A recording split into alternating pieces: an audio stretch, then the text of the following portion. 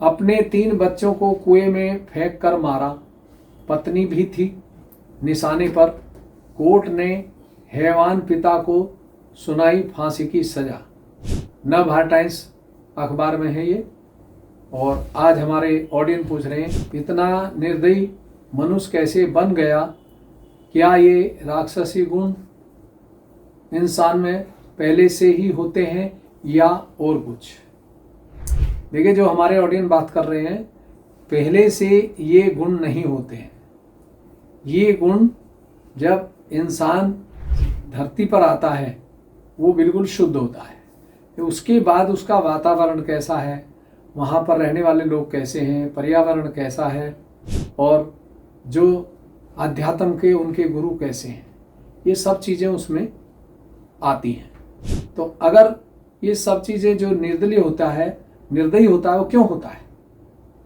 हमारे शरीर में 7 चक्र हैं और 7 ईश्वर हैं और 3 नाड़ी हैं और 3 तरह के हमारे गुण हैं, 3 तरह की आबहवा है, लोगों को नहीं पता। तो अगर हमारा कार्डियक प्लेक्सिस राइट साइड का कमज़ोर पड़ जाता है, वीक हो जाता है, तो ऐसे लोगों को किसी को भी मारने में दुख दर्द नहीं होता है। अब श्री राम का नाम लेते हैं सभी, जय श्री राम जय श्री राम। लेकिन क्या जय श्री राम का एक आध गुण आपके अंदर आया नाम लेने से? रामचंद्र जी तो बहुत महान थे। उन्होंने तो आप देखिए कि जिन्होंने रावण ने उनके साथ कितना परेशानी बताई करी थी, उसके बाद भी माफ़ करते रहे, माफ़ करते रहे, माफ़ करते रहे। माँ सीता साक्षात अवतार थी और मंदोदरी जानती थी इस बात को, लेकिन उसने बेचारे ने कोशिश करी, लेकिन रावण ने नहीं सुना। क्यों? क्योंकि उसका राइट हार्ट जो था वो ठीक नहीं था, वो कमज़ोर था। ऐसे लोग जिनका राइट हार्ट हमारा कमज़ोर होता है, ऐसे लोग सुनते ही नहीं हैं, वो अपने ही चलाते हैं। और ऐसे लोगों को फिर ज़्यादा अगर बढ़ जाए तो लंग्स का कैंसर बढ़ जाता है।